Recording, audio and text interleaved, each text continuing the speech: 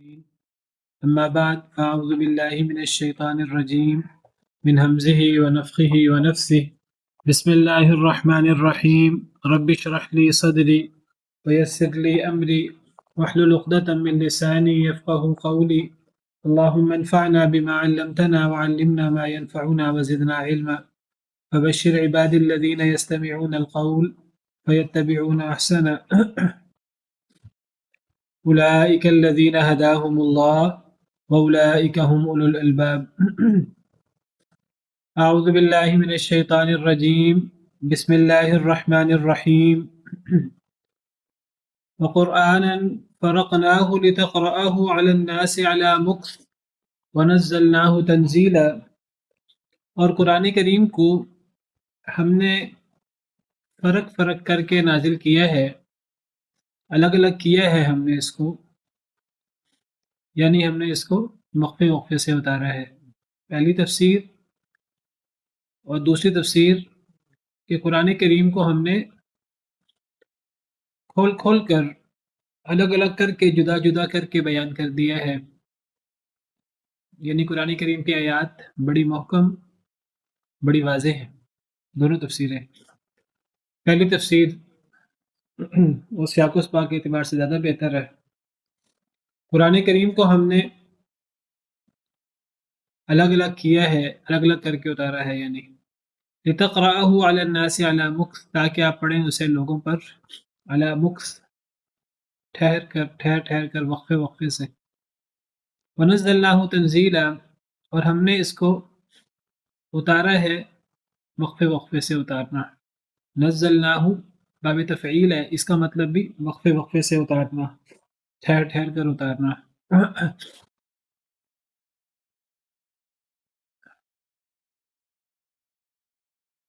پچھلی کتابیں اکٹھی اتری تھیں، قرآن کریم اکٹھا نہیں اترا، حالات و واقعات کے مطابق اترا ہے، جس کے مقاصد میں نے ذکر کیے تھے۔ نبی کریم صلی اللہ علیہ وسلم کے قلب اطہر کو ڈھارس پہنچانے کے لیے، مضبوط کرنے کے لیے، امت کے فائدے کے لیے تدریج، اور اسی طرح جس قسم کا سوال ہوگا، اعتراض ہوگا، واقعہ ہوگا، حالات پیش آئیں گے، اسی کے مطابق آیات نازل ہوں گی۔ تو اس میں بہت بڑا فائدہ ہے نبی کے لیے بھی، امت کے لیے بھی۔ پھر اللہ فرماتے ہیں قُلْ آمِنُوا بِهِ أَوْ لَا تُؤْمِنُوا،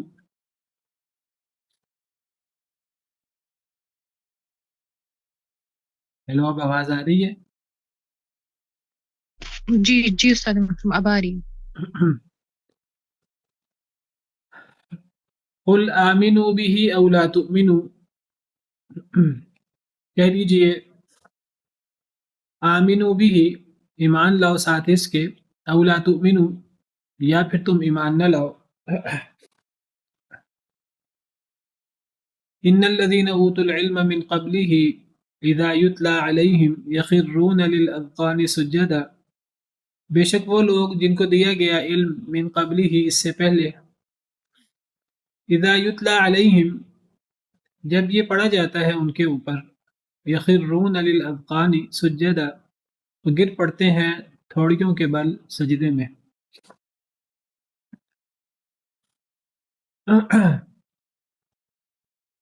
اللہ تعالیٰ فرماتے ہیں کہ قرآن کریم کی فضیلت اور قرآن کریم کا مقام تو وہ ہے جو پچھلی آیات میں بیان ہو چکا، حق سے اللہ کے ساتھ، اللہ کی طرف سے نازل ہوا اور حق کے ساتھ ہی نبی کریم صلی اللہ علیہ وسلم تک پہنچا۔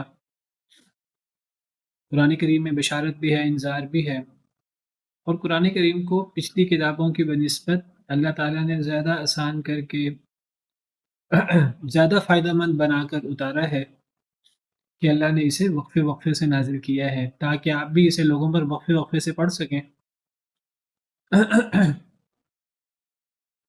اب جب قرآن کریم اللہ کا کلام ہے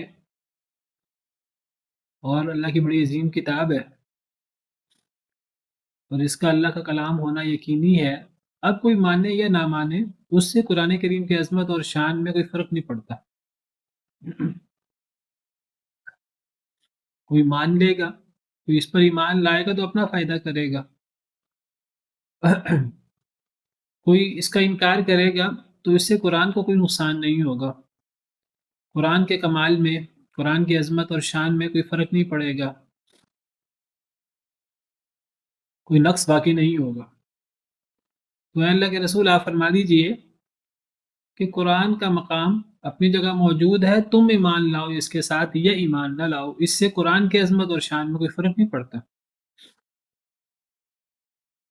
یہ کوئی اللہ کی طرف سے اجازت نہیں دی جا رہی کہ چاہو تو ایمان لے آؤ، چاہو تو ایمان نہ لاؤ۔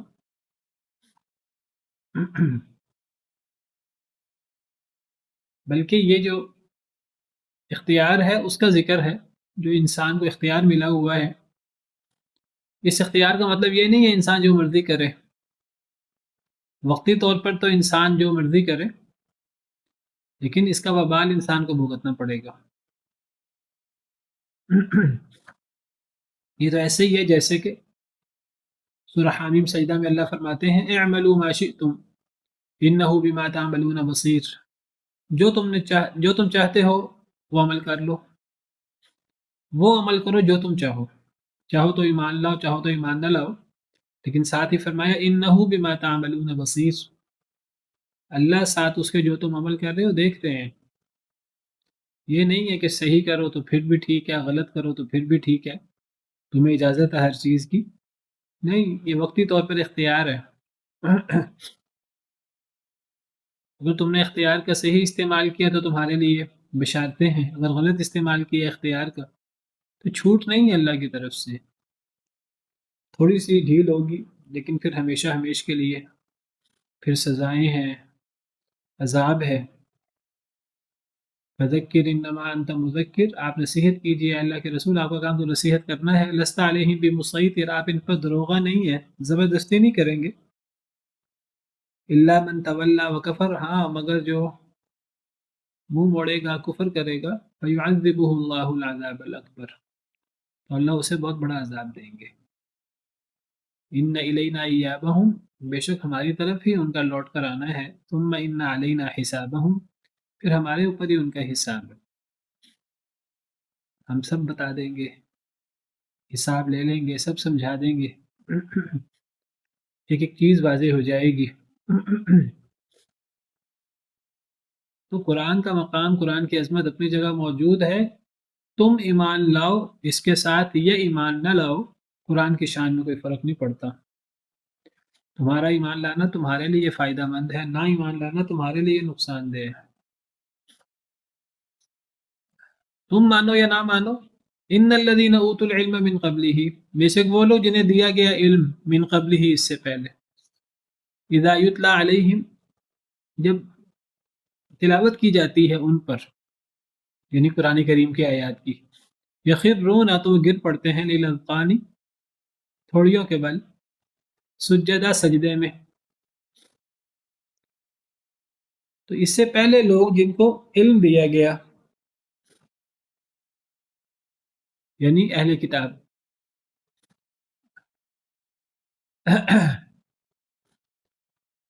جنہیں اس سے پہلے علم دیا گیا، ان پر جب قرآن پڑھا جاتا ہے تو وہ اس قرآن پر ایمان بھی لاتے ہیں اور اس قرآن کے مندرجات پر یقین رکھتے ہیں، اور جب قرآن سنتے ہیں تو سجدے میں گر پڑتے ہیں، وہ گر جاتے ہیں تھوڑیوں کے بل سجدے میں۔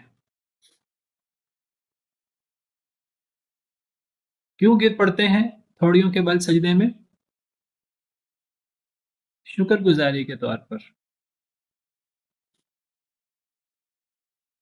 اللہ کا اتنا بڑا انعام ہے، اللہ نے قرآن جیسی کتاب بھی نازل کر دی، جس اللہ نے تورات کو نازل کیا، جس اللہ نے زبور کو نازل کیا، جس اللہ نے انجیل کو نازل کیا، جس طرح وہ اللہ کی کلام ہے، اس طرح اللہ نے اب سب سے افضل کلام، سب سے افضل کتاب، تمام کتابوں کی سردار، تمام کتابوں پر مہیمن، نگران، تمام کتابوں کی تصدیق کرنے والی کتاب، اب اللہ نے وہ بھی نازل کر دی ہے۔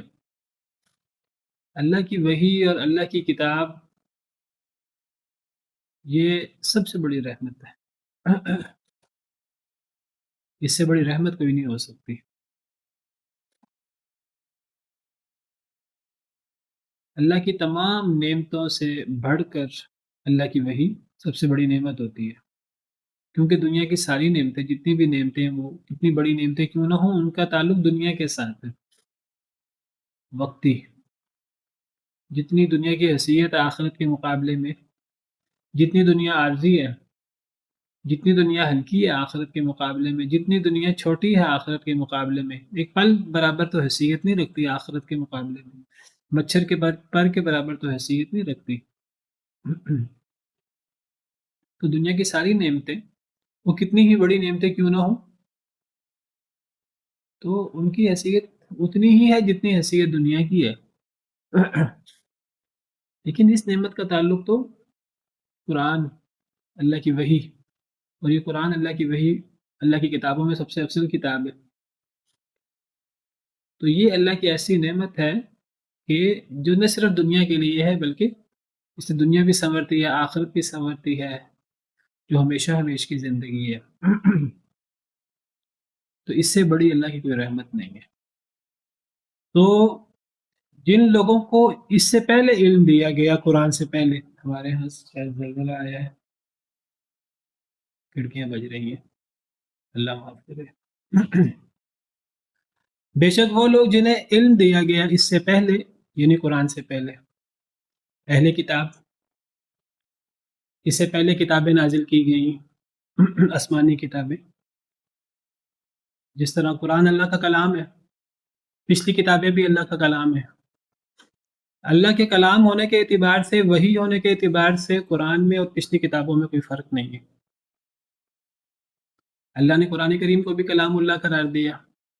وَإِنْ أَحَدٌ مِّنَ الْمُشْرِكِينَ اسْتَجَارَكَ فَأَجِرْهُ حَتَّى يَسْمَعَ كَلَامَ اللَّهِ ثُمَّ أَبْلِغْهُ مَأْمَنَهُ، کہ مشرکین میں سے اگر کوئی آپ سے پناہ مانگے تو اسے پناہ دے دیجئے، حتیٰ یسمع کلام اللہ، حتیٰ کہ وہ اللہ کا کلام سن لے، ثم ابلغہ مأمنہ، پھر اسے امن کی جگہ پہنچا دیجئے۔ تو قرآن کو اللہ کا کلام قرار دیا۔ اللہ نے اس قرآن کے ساتھ تکلم فرمایا ہے جیسے اللہ کی شان کو لائق۔ یہ اللہ رب العالمین کے مبارک الفاظ ہیں۔ الفاظ بھی اللہ کی طرف سے ہیں، ان کا مفہوم بھی اللہ کی طرف سے ہے، لفظاً بھی وہی ہے، معنن بھی وہی ہے۔ اسی لیے کیونکہ اللہ کا کلام ہے، اللہ کے مبارک الفاظ ہیں، اللہ نے اس کے ساتھ تکلم فرمایا ہے جیسے اللہ کی شان کو لائق ہے۔ اسی لیے قرآن کریم کو بغیر ترجمے سے صرف عربی متن پڑھنے کا بھی بہت بڑا ثواب ہے۔ ایک ایک حرف کی جو 10 نیکیاں ہیں، تو وہ 10 نیکیاں وہ صرف قرآن کی تلاوت کی ہیں۔ اگر ترجمے کے ساتھ، تدبر کے ساتھ، تفسیر کے ساتھ پڑھیں گے تو اس کا ثواب بہت زیادہ ہے، اور اس کا ثواب کتنا زیادہ ہے ہم تصور نہیں کر سکتے۔ پچھلی کتابیں بھی اللہ کا کلام تھی، اللہ کے کلام اور وحی ہونے کے اعتبار سے ان میں اور قرآن میں کوئی فرق نہیں ہے۔ اللہ تعالیٰ فرماتے ہیں أَفَتَطْمَعُونَ أَن يُؤْمِنُوا لَكُمْ وَقَدْ كَانَ فَرِيقٌ مِّنْهُمْ يَسْمَعُونَ كَلَامَ اللَّهِ، کیا تم امید رکھتے ہو کہ وہ تم پر ایمان لے آئیں گے، یہود و نصارہ؟ وَقَدْ كَانَ فَرِيقٌ مِّنْهُمْ يَسْمَعُونَ كَلَامَ اللَّهِ، ان میں سے ایک گروہ اللہ کی کلام کو سن لیتا تھا، ثُمَّ يُحَرِّفُونَهُ مِن بَعْدِ مَا عَقَلُوهُ، پھر وہ اس میں تحریف کر دیتے تھے اس کو سمجھنے کے بعد۔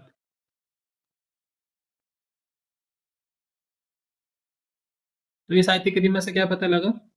أَفَتَطْمَعُونَ أَن يُؤْمِنُوا لَكُمْ وَقَدْ كَانَ فَرِيقٌ مِّنْهُمْ يَسْمَعُونَ كَلَامَ اللَّهِ، ان میں سے ایک گروہ اللہ کے کلام کو سنتا تھا، پھر وہ اس میں تحریف کر ڈالتے تھے سمجھنے کے بعد۔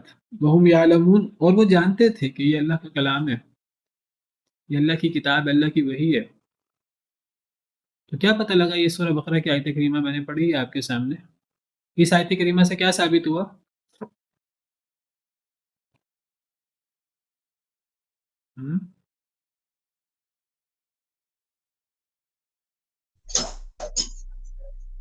تو انہوں نے تورات میں بھی تحریف کی پہلے؟ جی جی، یہ بات تو یعنی واضح ہے کہ تحریف ہوئی ہے تورات میں بھی، انجیل میں بھی، لیکن میں اس آیت کریمہ سے ابھی آپ کے سامنے کیا ثابت کر رہا ہوں؟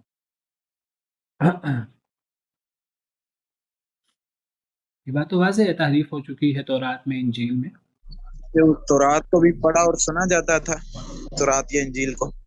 نہیں، بات یہ ہو رہی ہے جس طرح قرآن اللہ کا کلام ہے، اسی طرح پچھلی کتابیں بھی اللہ کا کلام تھی۔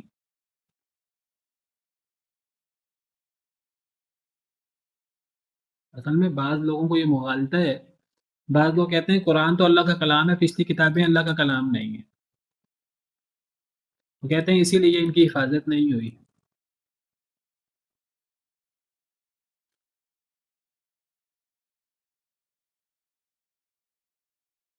واضح ہوا؟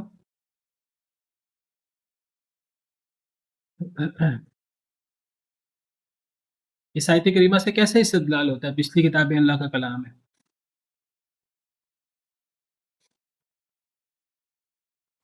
یسمعون کلام اللہ، کلام اللہ، اس کلام اللہ سے کیا مراد ہے؟ قرآن مراد ہے کہ پچھلی کتابیں مراد ہے؟ جی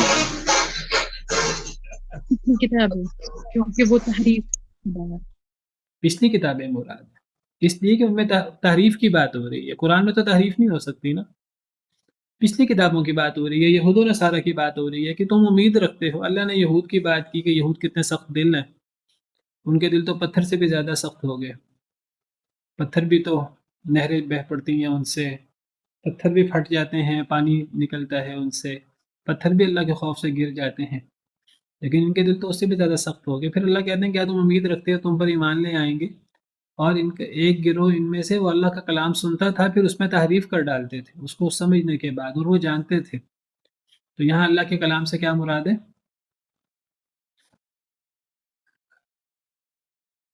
تورات، پچھلی کتابیں، تو گویا کہ پچھلی کتابیں بھی اللہ کا کلام ہے۔ وہی ہونے کے اعتبار سے، اللہ کا کلام ہونے کے اعتبار سے پچھلی کتابوں میں اور قرآن میں کوئی فرق نہیں ہے۔ ہاں، قرآن کا مقام، قرآن کی فضیلت زیادہ ہے۔ اسی لیے ہمیں جس طرح قرآن پر ایمان لانا ضروری ہے، پچھلی کتابوں پر بھی ایمان لانا ضروری ہے۔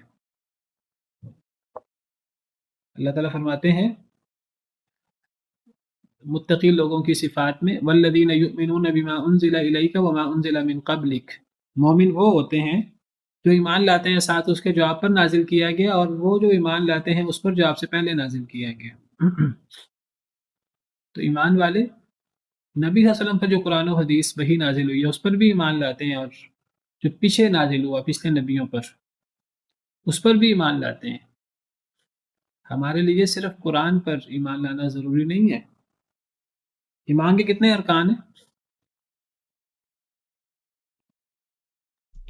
6 6 ارکان ہیں۔ پہلا رکن کیا ہے؟ ایمان باللہ، دوسرا رکن؟ ایمان بالملائکہ، تیسرا رکن؟ ایمان بالکتب، چوتھا رکن؟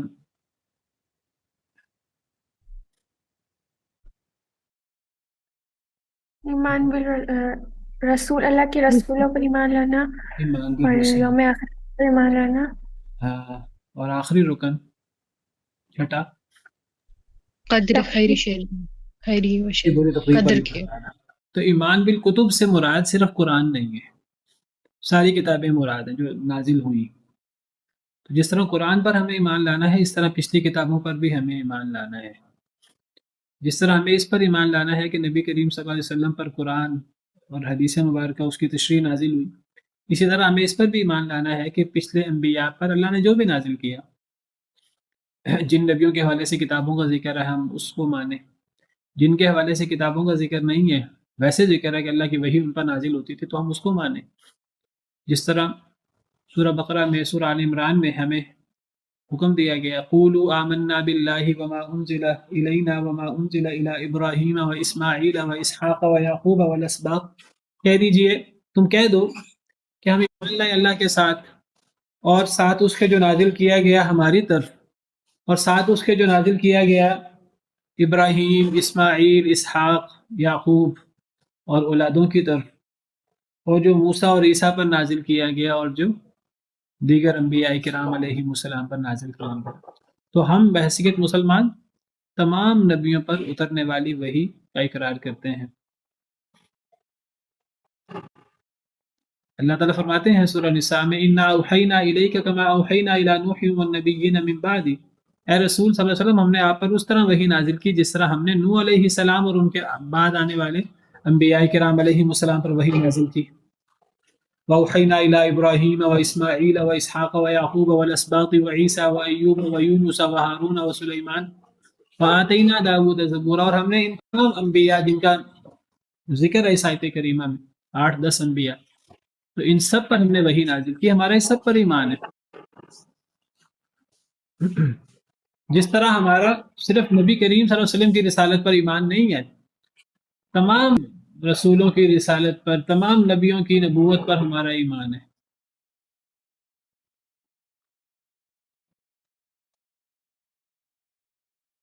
بس فرق یہ ہے کہ پچھلے رسولوں پر، پچھلی کتابوں پر ہمارا اتنا ایمان ہے جتنا ہمیں بتایا گیا. باقی تفصیلات کا ہمیں پتہ نہیں ہے. نبی کریم صلی اللہ علیہ وسلم کی پوری زندگی تفصیل کے ساتھ ہمارے سامنے ہے. سیرت طیبہ صحیح سند کے ساتھ ہم تک پہنچی ہے، جو چیزیں صحیح سند کے ساتھ پہنچی ہیں.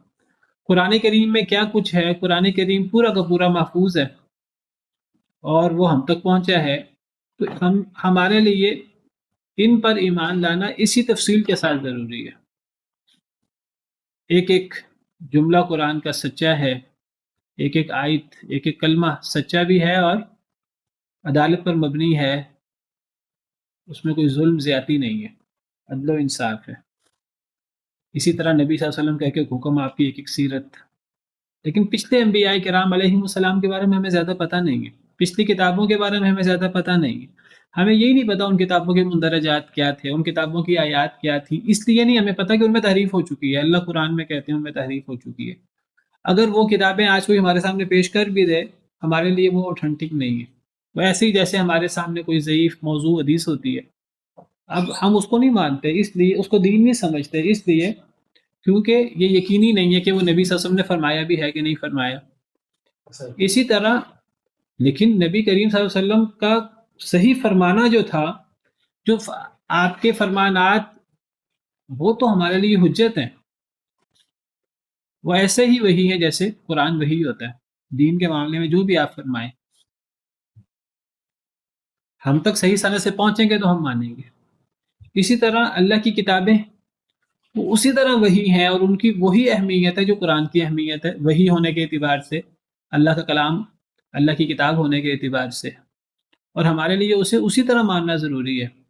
لیکن اس کے مندرجات کے بارے میں ہمیں یقین نہیں ہے. وہ مندرجات کیا تھے؟ جن باتوں کا ذکر قرآن میں آ گیا، حدیث میں آ گیا کہ پچھلی کتابوں میں یہ لکھا تھا، توحید کی باتیں، شرک کا رد، بنیادی احکامات جو قرآن کے ہیں وہی پچھلی کتابوں کے بنیادی احکامات تھے.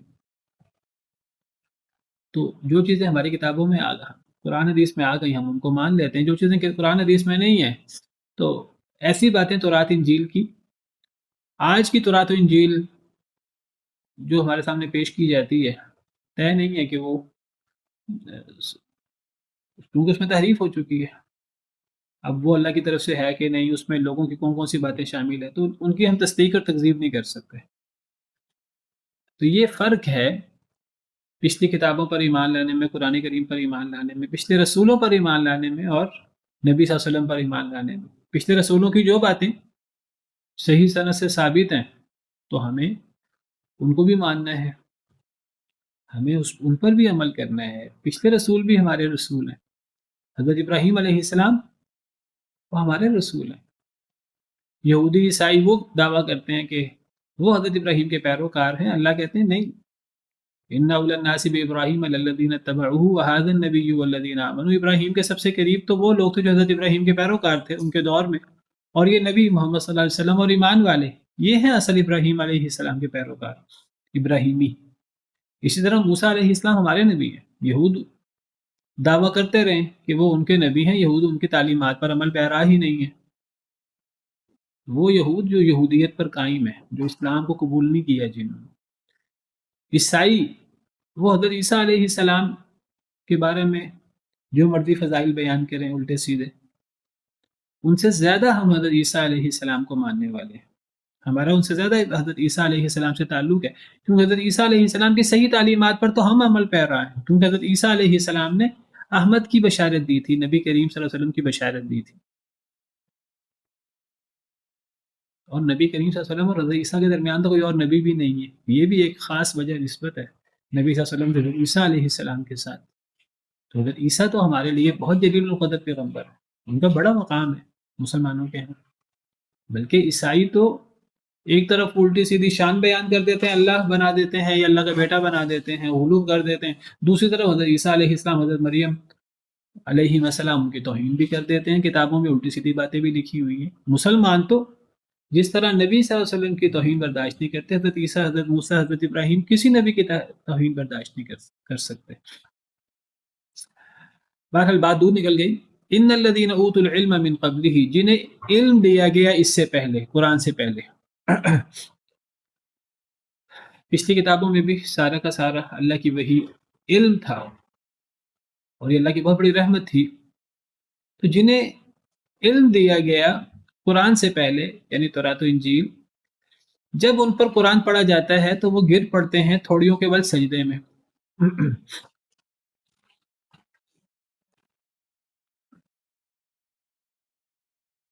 ان الذین اوتوا العلم سے کون لوگ مراد ہوئے؟ یہود و عیسائیوں کے علماء۔ کیا یہود و عیسائیوں، یہود و نصارہ کے سارے علماء مسلمان ہو گئے تھے؟ قرآن سنتے تھے تو وہ تھوڑیوں کے بل گر پڑتے تھے؟ تو اللہ تعالیٰ نے تو یہاں فرق نہیں کیا۔ اللہ نے تو یہ نہیں فرمایا کہ ان میں سے بعض لوگ، حالانکہ ان میں سے تو بہت تھوڑے لوگ ایمان لائے تھے۔ یہاں تو ایک عام انداز ہے، جیسے سارے ہی ایمان لے آئے، یعنی جن کو علم دیا گیا اس سے پہلے علم دیا گیا سے مراد بات ہے یہود و نصارہ کے علماء۔ تو اللہ کہتے ہیں جب ان پر قرآن پڑھا جاتا ہے تو وہ تھوڑیوں کے بل گر پڑتے ہیں۔ اور میں وضاحت کر رہا ہوں، یہاں تھوڑیوں کے بل گرنے سے مراد یہاں شکرانے کے طور پر گرنا مراد ہے۔ آگے بھی ذکر ہے وَيَخِرُّونَ لِلْأَذْقَانِ يَبْكُونَ، تھوڑیوں کے بل گر پڑتے ہیں، وہ روتے ہیں۔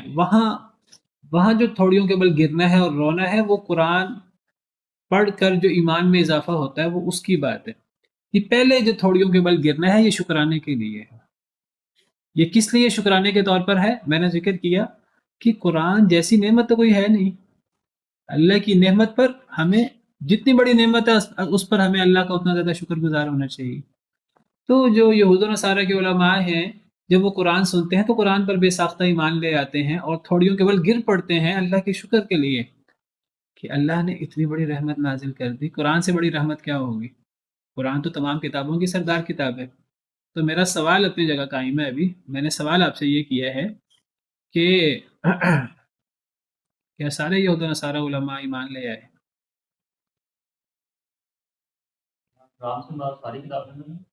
جی، ان الذین اوتوا العلم من قبلہ، بے شک جنہیں علم دیا گیا اس سے پہلے، قرآن سے پہلے۔ قرآن سے پہلے یہود و نصارہ، تورات انجیل کے علماء، زبور کے، جب ان پر قرآن پڑھا جاتا ہے تو وہ تھوڑیوں کے بل گر پڑتے ہیں شکرانے کے لیے، یعنی ایمان لے آتے ہیں پھر تھوڑیوں کے بل گرتے ہیں۔ جی مس علیشہ، یہاں پر بھی شاید وہ قاعدہ لگ سکتا ہے کہ کل بول کر جز مراد لیا گیا ہے، یا پھر یہ ہے کہ علماء جتنے بھی ہیں وہ دل میں تو ایمان لے آتے ہیں۔ نہیں، یہاں اندر سے ایمان اور ظاہری کفر مراد نہیں ہے، یہاں تو اندر باہر کا ایمان مراد ہے۔ ایسا ایمان جو دل میں اترتا ہے اور جس کے اثرات اعضاء پر ظاہر ہوتے ہیں، بے ساختہ وہ تھوڑیوں کے بل سجدے میں گر پڑتے ہیں۔ یہ کیفیت ایک منافق کی، یا ایک جو اندر سے یقین آ جائے اوپر سے وہ نہ مانے، یہ اس کی کیفیت نہیں ہو سکتی۔ یہ کیفیت ان لوگوں کی ہے جو باقاعدہ اندر باہر سے ایمان لے آتے ہیں۔ تو پھر سوال قائم ہے اپنی جگہ پر کہ سارے تو ایمان نہیں لاتے، بہت تھوڑے لوگ ایمان لائے، اللہ نے تو یہود و نصارہ کے علماء کی قرآن میں ذکر کیا کہ وہ تو علم چھپاتے ہیں اور وہ دنیاوی مفادات کے لیے وہ دین بیچ دیتے ہیں جی جو حق پر تھے، لیکن اللہ نے تو یہاں کوئی ایسی صراحت نہیں فرمائی۔ یہ نقطہ ہے، یہی نقطہ کی طرف اشارہ کرنا چاہتا ہوں۔ اصل میں عالم ہوتا ہی وہ ہے جو اپنے علم کے مطابق عمل کرے، جو اپنے علم کے مطابق جو علم ہے اس کے مطابق عمل نہ کرے وہ عالم کہلانے کا حق ہی نہیں رکھتا۔ وہ کیسا عالم ہے؟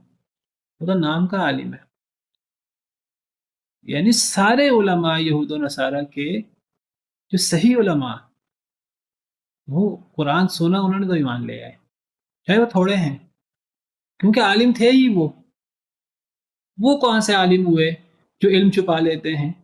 وہ کہا کہ عالم ہے یا ایھا الذین آمنوا ان کثیرا من الاحبار والرہبان لیاکلون اموال الناس بالباطل، اے ایمان والو بہت سے احبار اور رہبان وہ لوگوں کے مال باطل طریقے سے کھاتے ہیں۔ کن کی بات ہو رہی ہے؟ یہ علماء کی بات ہو رہی ہے۔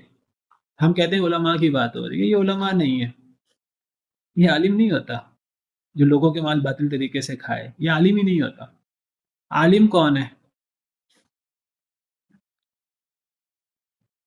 علم نام ہے عمل کا، علم معلومات کا نام نہیں ہے۔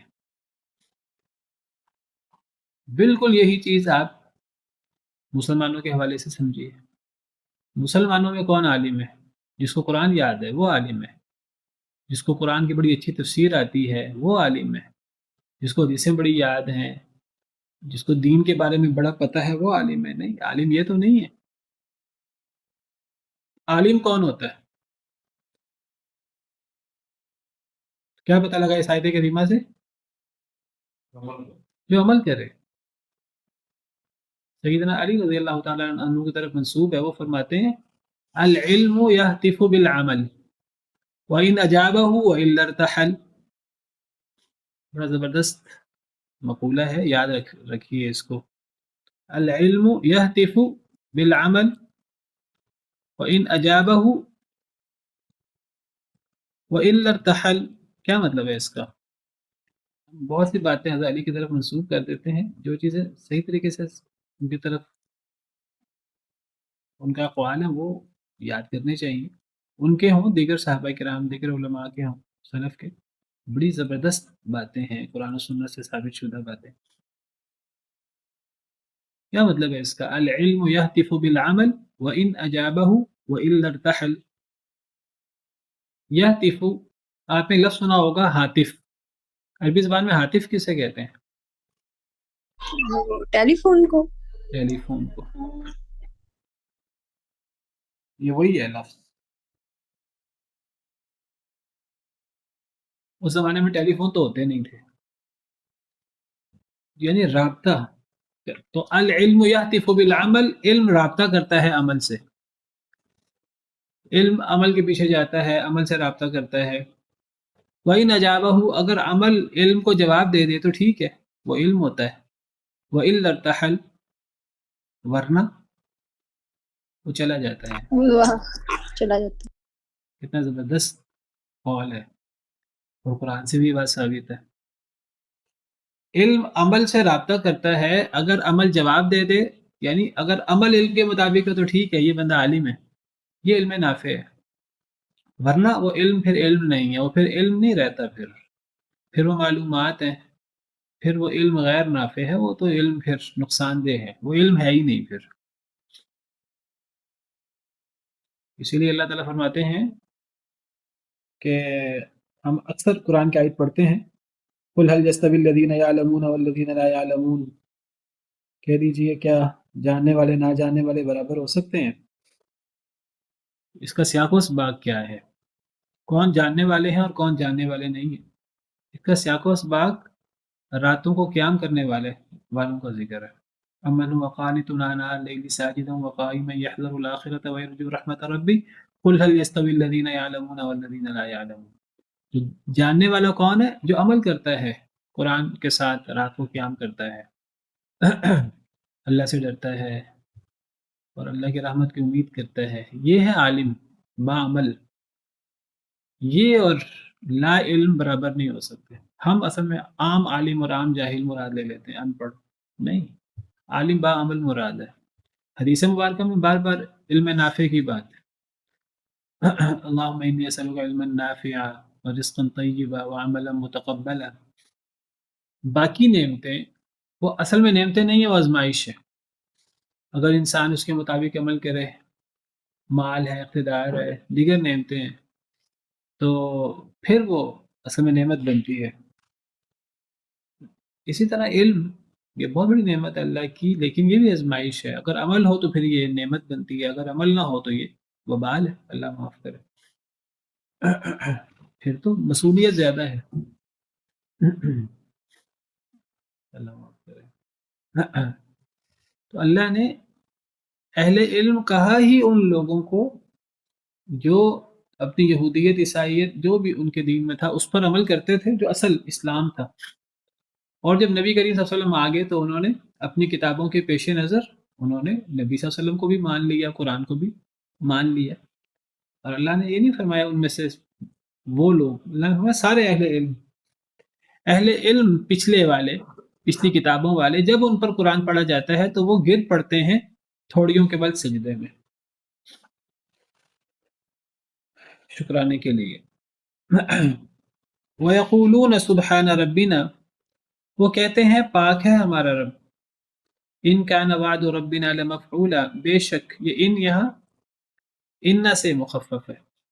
بے شک ہے ہمارے رب کا وعدہ لمفعولا، البتہ پورا کیا جانے والا، پورا ہو کر رہے گا. جتنے وعدے ہیں اللہ کے پچھلی کتابوں میں ہوں، جو اصل جو اس میں اصل ٹیکسٹ تھا، اور اصل جو قرآن کریم میں اللہ کے وعدے ہیں،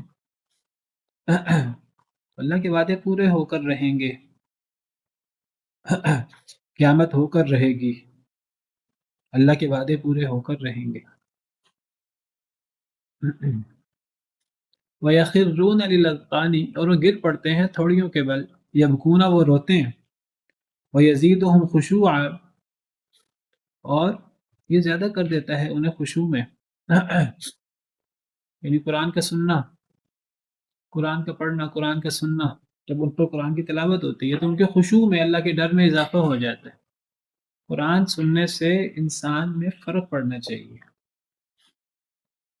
اصل اہل علم وہی ہوتے ہیں جو قرآن سنیں تو گر پڑیں سجدے میں شکرانے کے لیے.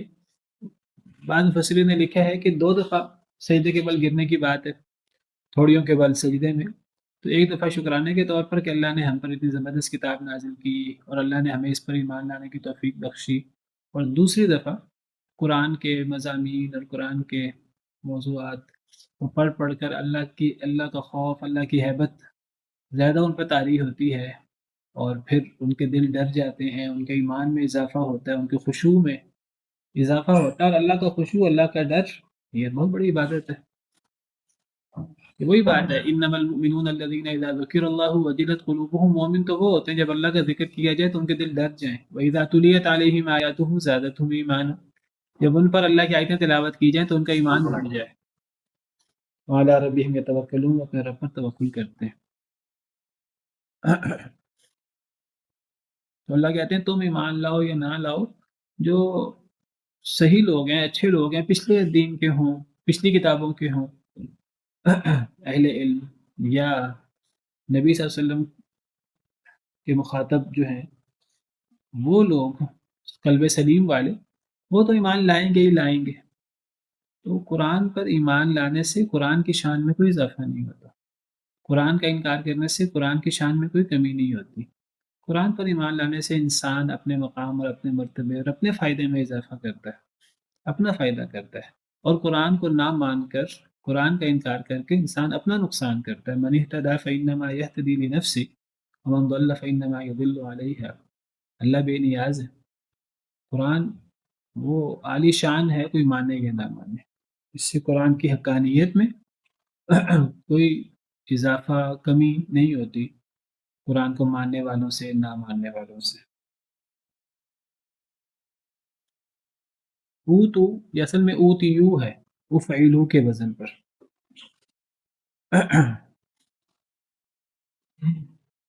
اس سے اوتو بنا ہوا ہے، فعل ماضی مجہول ہے باب افعال. یخرون یہ اصل میں کیا ہے؟ یخرون یہ اصل میں کیا ہے؟ یہ اصل میں یخررون ہے، یفعلون کے وزن پر. تو یہ مضاف ہے، دو رائیں اکٹھی ہو گئی تو ادغام ہو گیا یخرون.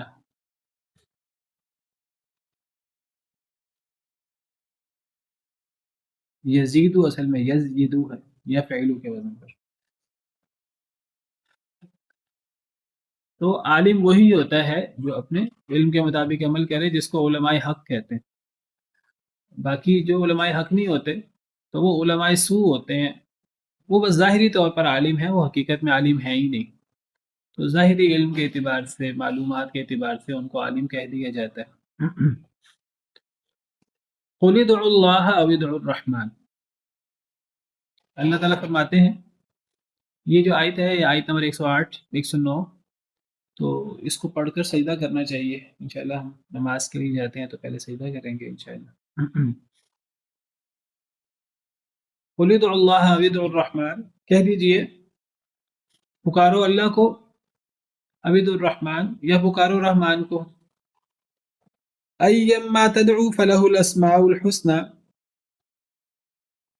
أَيًّا جسے بھی، ما جو، تدعو تم پکارو، فلہ الاسماء الحسنى تو بس اس کے لیے، یعنی اللہ کے لیے خوبصورت خوبصورت نام ہے، پیارے پیارے نام ہے، اسماء حسنى ہیں. ولا تجہر بصلاتک، اور نہ بلند کریں اپنی نماز کو. ولا تخافت بها، اور نہ اسے ہلکا کریں. یعنی نماز پڑھتے ہوئے نہ تو بلند آواز سے قرات کریں، ولا تخافت بها، اور نہ نماز پڑھتے ہوئے ہلکی آواز سے قرات کریں، بہت ہلکی بھی نہ ہو، بہت بلند بھی نہ ہو. وابتغی بین ذلک سبیلا، اور تلاش کریں بین بین رستہ. میانہ روی کے ساتھ تلاوت ہونی چاہیے، نہ بہت اونچی نہ بہت آہستہ نماز پڑھتے ہوئے. تو قل ادعوا اللہ، کہہ دیجئے اے اللہ کے رسول صلی اللہ علیہ وسلم، ادعوا اللہ، اللہ پکارو، اب ادعوا الرحمن یا رحمان پکارو، یعنی اللہ رب العالمین کے مبارک نام اللہ کو پکارو، یا رحمان جو اللہ کا ذاتی نام ہے یا صفاتی نام ہے. اللہ پکارو یا رحمان پکارو، اللہ کو جو مرضی پکارو، کوئی حرج نہیں ہے. اللہ کو اللہ کے نام سے پکارو یا رحمان کے نام سے پکارو. ایما تدعو، جس نام سے بھی تم پکارو، جون سا بھی جو تم پکارو، یعنی اللہ کے مبارک ناموں میں سے، اللہ کی صفات میں سے. فلہ الاسماء الحسنى، تو اللہ کے لیے تو پیارے پیارے نام ہیں. کیا مطلب ہے؟ مطلب یہ ہے کہ اللہ کو اللہ کے نام سے پکارا جا سکتا ہے، اللہ کو رحمان کے نام سے پکارا جا سکتا ہے، اللہ کو اللہ کی کسی مبارک صفت سے پکارا جا سکتا ہے. اللہ کے تو پیارے پیارے نام ہیں. اللہ کو رحیم کہہ کر کوئی پکار لے، کوئی علیم کہہ کر پکار لے، کوئی عظیم کہہ کر پکار لے، کوئی العلی کہہ کر پکار لے. اللہ کو اللہ کی صفات کے ساتھ، اللہ کے مبارک ناموں کے ساتھ پکارا جا سکتا ہے، اس میں کوئی حرج کی بات نہیں ہے. اصل میں اللہ رب العالمین اکیلے ہیں، ایک ہیں، وحدہ لا شریک ہیں، اپنی ذات کے اعتبار سے، اپنی ربوبیت کے اعتبار سے بھی، اپنی الوہیت کے اعتبار سے بھی. شخصیت ایک ہے، ذات ایک ہے، لیکن نام بہت سارے ہیں، صفات بہت ساری ہیں. نام زیادہ ہونے سے، صفات زیادہ ہونے سے، صفات کا تعدد ہونے سے شخصیت کا تعدد لازم نہیں آتا. ایک ہی ذات کی بہت ساری صفات ہو سکتی ہیں. اللہ رب العالمین اکیلے ہیں، ربوبیت کے اعتبار سے بھی، الوہیت کے اعتبار سے بھی. اللہ کے جتنے بھی اسماء و صفات ہیں، اپنے ہر صفت میں، ہر نام میں بھی اللہ اکیلے ہیں. اللہ کے ساتھ نہ کوئی صفت میں شریک ہے، نہ کوئی ربوبیت میں شریک ہے، نہ کوئی الوہیت میں شریک ہے. لیکن اللہ کے نام بہت سارے ہیں، اللہ کی صفات بہت. وہ نام کیا ہے؟ وہ اصل میں اللہ کی صفات ہے. اللہ کی صفات بہت ساری ہیں، اور ہر صفت اس کی کوئی انتہا بھی نہیں ہے. ہر صفت وہ انتہا درجے کی، اس کا کوئی اینڈ نہیں ہے. مثلا اللہ کی صفت رحمت ہے، کتنی رحمت، اس کا کوئی ہم حد بیان نہیں کر سکتے. اللہ کی صفت کرم ہے، اللہ کتنے کرم والے ہیں اس کا کوئی حد بیان نہیں کی جا سکتی. جس طرح اللہ کی علم ہے اور دیگر صفات، سماعت، بصارت، دیگر صفات، تو جس طرح اللہ کی کسی صفت کی کوئی حد بیان نہیں کی جا سکتی، اسی طرح اللہ کی صفات کی تعداد کی بھی حد بیان نہیں کی جا سکتی. اللہ کی ہر صفت اس کو محدود نہیں کیا جا سکتا. یہ نہیں کہا جا سکتا کہ مثلا اللہ کی رحمت ہے، اللہ نے انسان کے اندر بھی رحمت رکھی ہے. ایک رحمت ہے جو اللہ کی پیدا کردہ ہے، اللہ کی مخلوق رحمت ہے، اور ایک رحمت ہے جو اللہ کی صفت رحمت ہے. اللہ کی صفت رحمت الگ ہے، اللہ کی مخلوق رحمت الگ ہے. مخلوق میں جو رحمت موجود ہے وہ اللہ کی مخلوق رحمت ہے. اللہ کی جو مخلوق رحمت ہے اس کے 100 حصے ہیں، اس میں سے ایک حصہ اللہ نے دنیا میں اتارا. باقی رحمت اللہ نے وہ جنت کے لیے، آخرت کے لیے رکھی ہے، جنت کے لیے، اہل ایمان کے لیے. اس ایک حصے میں دنیا جہاں میں جتنی شفقت، جتنا کرم، ماں کی محبت، جانوروں کی، دنیا میں جتنا بھی کوئی کسی کے ساتھ تعلق کا معاملہ کرتا ہے اور رحمت کا، شفقت کا معاملہ کرتا ہے، یہ اس ایک رحمت کی وجہ سے، جو اللہ کی مخلوق رحمت ہے، ایک حصہ ہے. جنت میں اس کے 99 حصے ہوں گے. اللہ کی جو صفت رحمت ہے وہ تو لامحدود ہے، اس کا تو مقابلہ ہی نہیں کیا جا سکتا. نبی کریم صلی اللہ علیہ وسلم رحمت للعالمین ہے. آپ مخلوق ہیں تو آپ کی یہ صفت رحمت بھی مخلوق ہے. اللہ تو ارحم الراحمین ہے. اللہ کی رحمت کا تو مقابلہ ہی نہیں ہو سکتا کسی سے، کسی مخلوق سے. دنیا جہاں کے سارے نبی، سارے ولی، ان کی شفقت، ان کی رحمت مل جائے، اللہ کی رحمت کا ایک ذرے کا مقابلہ نہیں ہو سکتا. اسی طرح دیگر صفات ہے. تو اللہ کی ذات ایک ہے، اللہ کی اسماء بہت زیادہ ہیں، صفات بہت زیادہ ہیں. جس طرح ہر صفت اس کی کوئی انتہا نہیں ہے، اسی طرح ان صفات کی تعداد کی بھی کوئی انتہا نہیں ہے. میں نے اس لیے وضاحت کر دی. کچھ لوگ کہتے ہیں جی اللہ تعالیٰ کے 99 نام ہے یا 100 نام ہے، اور ان کو مغالطہ ہوتا ہے ایک حدیث سے. صحیح بخاری کی ایک حدیث ہے، نبی صلی اللہ علیہ وسلم نے فرمایا ان للہ 99. سیدنا ابو ہریرہ راوی ہیں، نبی صلی اللہ علیہ وسلم نے فرمایا بے شک اللہ ان للہ 99 اسما 100 الا واحدا من احصاها دخل الجنہ. کیا ترجمہ ہے، کیا معنی ہے اس حدیث مبارکہ کا؟ صحیح بخاری حدیث نمبر 2736.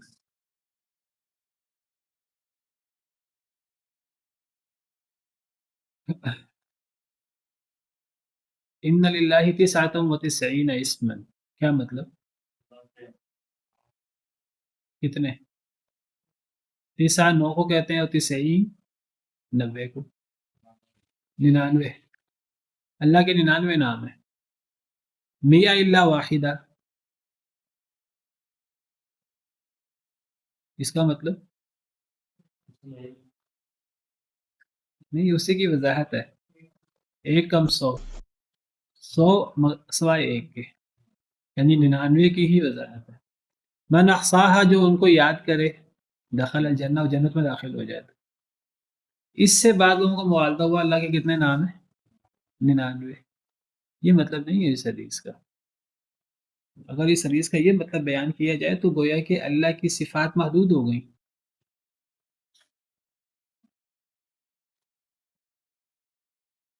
اللہ کی صفات تو ان گنت ہے. جس طرح اللہ کی ہر صفت اپنے کمال میں محدود نہیں ہے، تو اللہ کی صفات کی گنتی بھی محدود نہیں ہے. تو 99 تو گنتی ہے.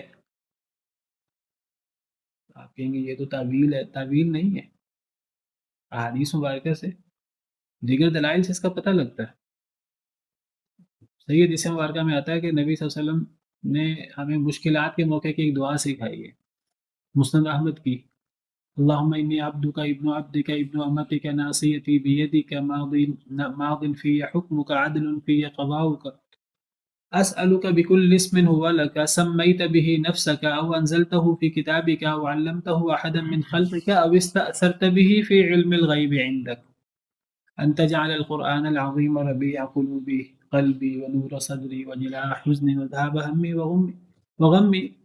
جو بندہ یہ دعا پڑھتا ہے مشکل سے مشکل مصیبت کا شکار ہو، اس کی مشکل اللہ دور کر دیتا ہے قرآن کی برکت سے. کیونکہ اس دعا میں اللہ کو اللہ کی صفات کا ذکر کر کے پھر کہا گیا کہ قرآن کو میرے دل کی بہار بنا دے، میرے سینے کا نور بنا دے، میرے غموں کا مداوع بنا دے، میرے غموں کو لے جانے کا باعث بنا دے۔ تو قرآن کے واسطے سے دعا مانگی ہے۔ قرآن کے واسطے سے دعا مانگی جا سکتی ہے جی، کیونکہ قرآن اللہ کی صفت ہے، صفت کلام ہے۔ تو اللہ کے واسطے سے، اللہ کی صفات کے واسطے سے دعا مانگی جا سکتی ہے۔ جیسے ہم اللہ سے دعا کرتے ہیں اللہ تعالیٰ اپنی رحمت کے واسطے سے ہمیں معاف کر دے، برحمتی کا استغیث، تو قرآن کے واسطے سے اللہ سے دعا مانگی جا سکتی ہے۔ تو یہ مشکل کی دعا ہے، یہ دعائیں ہمیں یاد ہونی چاہیے، اللہ کا 99 نام ہمیں یاد ہونے چاہیے۔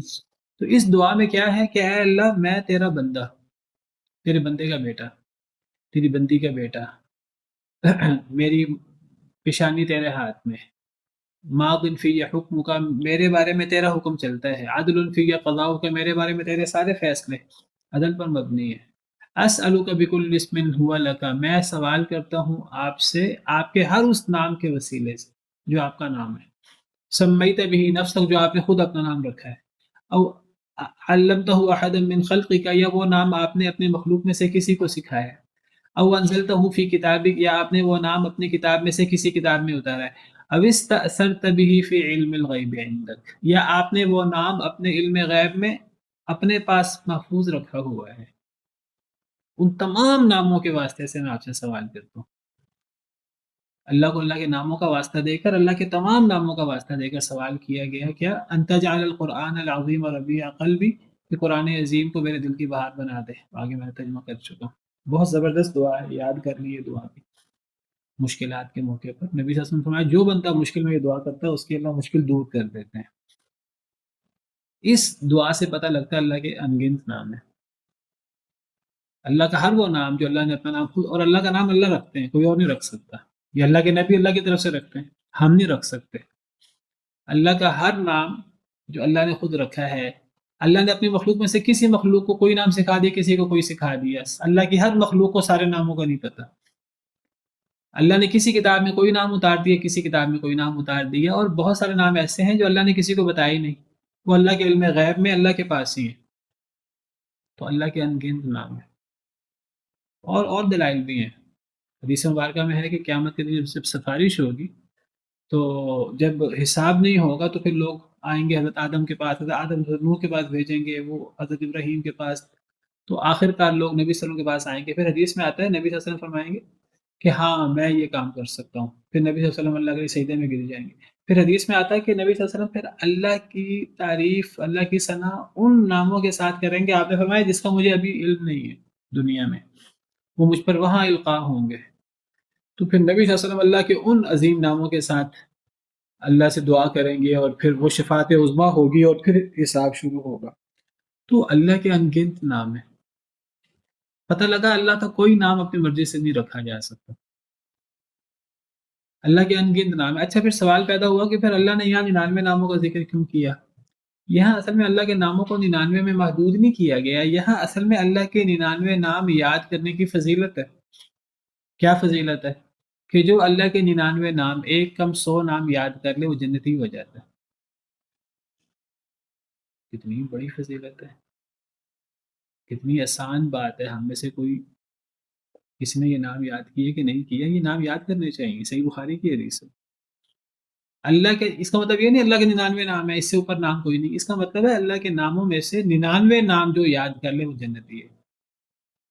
99 نام یاد کرنا بڑا آسان ہے۔ اصل میں من احصاها، جو ان کو شمار کرے گا جنت میں داخل ہو جائے گا۔ ان 99 ناموں کو شمار کرنے سے کیا مراد ہے؟ علماء نے لمبی اس کی وضاحتیں کی ہیں۔ ان کو یاد کرنا، ان کے مطابق اللہ سے دعائیں کرنا۔ اصل میں اللہ کے نام یاد کرنے کا مطلب اللہ سے دعائیں کرنا ان ناموں کے واسطے سے۔ اگر اللہ سے رحمت مانگنی ہے تو اللہ کی صفت رحمان، صفت رحیمیت کا واسطہ دیا جائے۔ اللہ سے مغفرت مانگنی ہے، اللہ کو اللہ کی صفت غفاریت یا صفت غفور ہونے کا واسطہ دیا جائے۔ اللہ سے رزق مانگنا ہے تو اللہ کو اللہ کی صفت رزاقیت کا واسطہ دیا جائے، یا رزاق ارزقنی۔ وَلِلَّهِ الْأَسْمَاءُ الْحُسْنَى فَادْعُوهُ بِهَا، اللہ کے پیارے پیارے نام ہیں، اللہ کو ان ناموں کے ساتھ پکارا کرو، اللہ سے ان ناموں کے واسطے سے دعا کیا کرو۔ تو 99 ناموں کو شمار کرنے سے مراد جس پہ جنت کی بشارت ہے، اس سے مراد ان ناموں کو یاد کرنا، ان ناموں کے مطابق اللہ سے دعائیں کرنا ان ناموں کے وسیلے سے، اور تیسری چیز علماء نے بیان کی وہ ہے ان ناموں کے مقتضا کے مطابق عمل کرنا، یعنی ان ناموں کا مفہوم اور گہرائی حاصل کر کے اس کے مطابق اللہ کے ساتھ معاملہ کرنا۔ مثلا اللہ کے ناموں میں سے ایک نام ہے علیم، مثلا سمجھیے بصیر، اللہ ہر چیز کو دیکھنے والا۔ اب انسان اس کے مطابق اللہ کے ساتھ معاملہ کرے کہ انسان کوئی ایسی جگہ ہے جہاں اللہ نہ دیکھ رہا ہو، کوئی ایسی جگہ نہیں ہے، تو پھر انسان کو گناہ سے بچنا چاہیے۔ اللہ کی صفت بصیر ہونے کا تقاضا یہ ہے کہ انسان گناہ سے بچے۔ اللہ کی صفت علیم کا تقاضا یہ ہے کہ انسان دل میں بھی برے خیال نہ لائے، کیونکہ اللہ تو دل کے بھید سے بھی واقف ہے۔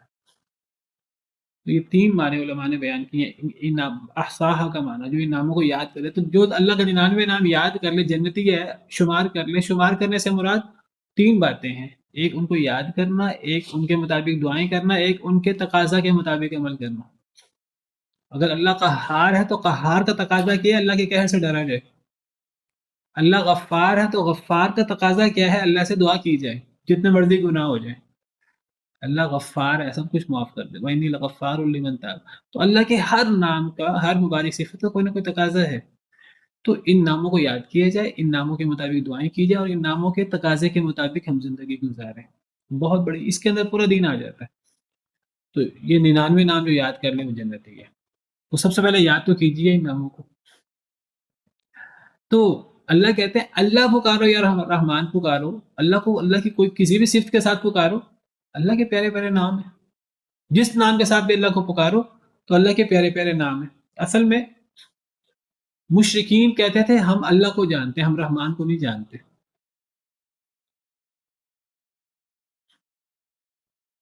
وَإِذَا قِيلَ لَهُمُ اسْجُدُوا لِلرَّحْمَنِ، سورہ فرقان میں ہے، جب ان سے کہا جاتا ہے رحمان کو سجدہ کرو تو وہ کہتے ہیں قالوا وما الرحمن، وہ کہتے ہیں رحمان کون ہے، ہم نہیں جانتے، ہمیں تو اللہ کا پتہ ہے۔ اللہ کو تو وہ بھی مانتے تھے، وہ کہتے تھے ہمیں اللہ کی صفت رحمان کا ہمیں نہیں پتا کہ رحمان بھی کوئی اللہ کا نام ہے، ہم تو اللہ کا نام اللہ جانتے ہیں۔ بلکہ بعض احادیث سے تو پتہ لگتا ہے، بعض آیات سے، کہ جب اللہ کی صفت رحمان رحیم، وہ مشرکین نہیں اللہ کو ان صفات کے ساتھ پکارتے تھے۔ جب یہ نام، یہ صفات آئیں قرآن کریم میں نبی صلی اللہ علیہ وسلم، تو مشرکین نے مذاق اڑانا شروع کر دی، اچھا ہمیں تو کہتے ہو کہ اللہ کا کوئی شریک نہیں ہے، تو تم اللہ کے ساتھ رحمان کو بھی پکار رہے ہو، رحیم کو بھی پکار رہے ہو۔ اللہ کہتے ہیں اے اللہ کے رسول، آپ کہہ دیجئے، اعلان کر دیجئے، اللہ کو پکارو، اللہ کو اللہ کے نام سے یا رحمان کے نام سے یا کسی بھی اللہ کے مبارک ناموں میں سے کسی نام سے، اللہ کو اللہ کے جس نام سے بھی پکارو، اللہ کے پیارے پیارے نام ہیں، یہ کوئی الگ شخصیات نہیں ہے، شخصیت ایک ہی ہے، اس کے مبارک نام ہے، مبارک صفات ہے۔ تو کیا پتہ لگا، یہ مشرکین کا اعتراض صحیح نہیں ہے کہ اللہ کو صرف اللہ سے پکارنا چاہیے، اللہ کو کسی بھی صفت کے ساتھ پکارا جا سکتا ہے۔ ہاں بس ایک شرط ہے کہ وہ اللہ کی صفت، اللہ کا نام ہونا چاہیے، اللہ کا خود رکھا ہوا نام ہونا چاہیے، اپنی مرضی سے اللہ کے نام نہیں رکھے جا سکتے۔ آپ ایک نام رکھیں اللہ کا، اور آپ سمجھیے، اور اللہ نے اپنا نام بیان نہیں کیا، اور آپ کے میں اللہ کا انعام لے رہا ہوں، مجھے ثواب ملے گا۔ کچھ لوگ اللہ کو خدا کہتے ہیں، اگر تو خدا معبود کے معنی میں تو ایک الگ چیز ہے، جو خدا کو اللہ کا نام سمجھتے ہیں تو اللہ کو خدا کہنے سے کوئی ثواب نہیں ہوتا، یہ اللہ کا نام نہیں ہے، اللہ کا رکھا ہوا نام نہیں ہے، اللہ کا نام اللہ ہے۔ آپ اللہ کو اللہ کے نام سے پکاریں گے تو ثواب بھی ملے گا کہ یہ اللہ کا وہ نام ہے جو اللہ نے خود اپنا نام رکھا ہے۔ آپ اللہ کو گاڈ کہہ دیں، خدا کہہ دیں کہ جی معبود کا ترجمہ فارسی میں خدا ہے، تو یہ ایک الگ بات ہے، لیکن آپ یہ کہ خدا اللہ کا نام ہے، یہ اللہ کا نام نہیں ہے۔ جو اس کو اللہ کا نام سمجھتا ہے تو یہ ہم اللہ کے نام اپنی مرضی سے نہیں رکھ سکتے، نہ اس کا ترجمہ ہو سکتا ہے کسی اور زبان میں۔ ہاں اس کی وضاحت کرنے کے لیے اس کا ترجمہ کسی زبان میں کریں، لیکن اللہ کا نام وہ وہی رہے گا جو اللہ نے اپنا نام بیان کیا ہے عربی میں، یا اللہ کے نبی صلی اللہ علیہ وسلم نے اللہ کی طرف سے بیان کیا۔ تو اللہ کو اللہ کے نام سے پکارو یا رحمان کے نام سے پکارو یا کسی اور مبارک ناموں میں سے جو اللہ نے نازل کیے ہیں، اللہ کا نام وہی ہو سکتا ہے جو اللہ نے نازل کیا ہو، اپنی مرضی سے اللہ کا نام نہیں رکھا جا سکتا۔ کچھ لوگ کہتے ہیں کہ اللہ کا ایک نام الستار بھی ہے، اور وہ نام رکھتے ہیں عبد الستار، تو ستار اللہ کے ناموں میں سے نہیں ہے، نہ قرآن میں ہے نہ حدیث میں ہے۔ ستیر آتا ہے، ستیر آتا ہے، ستار نہیں آتا قرآن میں۔ یہ حدیث میں بھی نہیں آتا. اسی طرح کچھ لوگ وحید نام رکھ دیتے ہیں. وحید اللہ کے ناموں میں سے نہیں ہے، نہ قرآن میں ہے نہ حدیث میں ہے. احد ہے، عبد الاحد. واحد بھی ہے، عبد الواحد بھی رکھا جا سکتا ہے. اللہ کے وہی نام ہوں گے جو اللہ نے اپنے نام رکھے ہیں. اسألک بکل اسم هو لک سمیت به نفسک، میں آپ کے ہر اس نام کے ساتھ آپ سے سوال کرتا ہوں جو آپ نے خود اپنا نام رکھا ہے.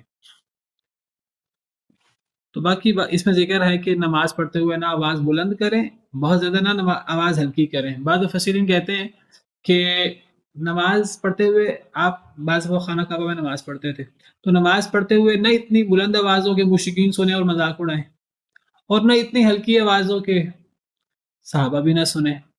یعنی اتنا اونچا پڑھیں کہ غیر سنیں اور ٹھٹھا کریں، اور اتنا آہستہ قرآن پڑھیں کہ آپ کے قریبی لوگوں کو بھی بتانے لگے. نہیں، صحابہ کرام کو تو قرآن سنانا چاہیے. بعض مفسرین کہتے ہیں کہ اس کی شان نزول یہ ہے کہ نبی صلی اللہ علیہ وسلم حضرت ابوبکر صدیق کے پاس سے گزرے تو وہ رات کو تہجد پڑھ رہے تھے، بڑا آہستہ آواز میں قرآن پڑھ رہے تھے.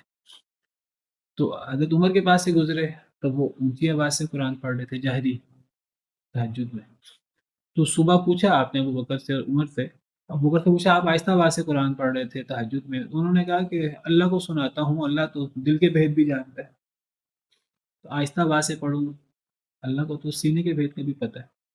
حضرت عمر سے پوچھا آپ کیوں اونچا پڑھتے ہیں؟ حضرت عمر نے کہا کہ سوئے ہوئے کو جگانے کے لیے، شیطان کو بھگانے کے لیے قرآن پڑھوں گا، شیطان بھاگے گا. کوئی سویا ہوگا تو وہ جاگے گا، اللہ کی یاد آئے گی. تو بہرحال قرآن کی آیات نازل ہوئی کہ میانہ روی سے پڑھنا چاہیے، نہ زیادہ اونچا ہو کہ دوسرے لوگ پریشان ہوں یا غیر مسلم ہوں، جاہل ہوں تو وہ مذاق اڑائیں. بعض لوگوں کو سو رہا ہوتا ہے، تھکا ہوتا ہے، تو اس کو اٹھانا بھی نہیں چاہیے، فرض تو نہیں ہے. اور نہ اتنا ہلکا ہو کہ انسان کو خود بھی آواز نہ آ رہی ہو، دل بھی نہ لگ رہا ہو. تو میانہ روی سے پڑھنا چاہیے. تو میانہ روی صرف یہ دنیاوی معاملات میں نہیں، یہ دین میں بھی ہے، یہ خرچ کرنے میں بھی ہے، قرات کرنے میں بھی ہے، دین میں بھی دنیا میں بھی میانہ روی کی بڑی فضیلت ہے. سبحان ربک رب العزت عما یصفون وسلام علی المرسلین والحمد للہ رب العالمین.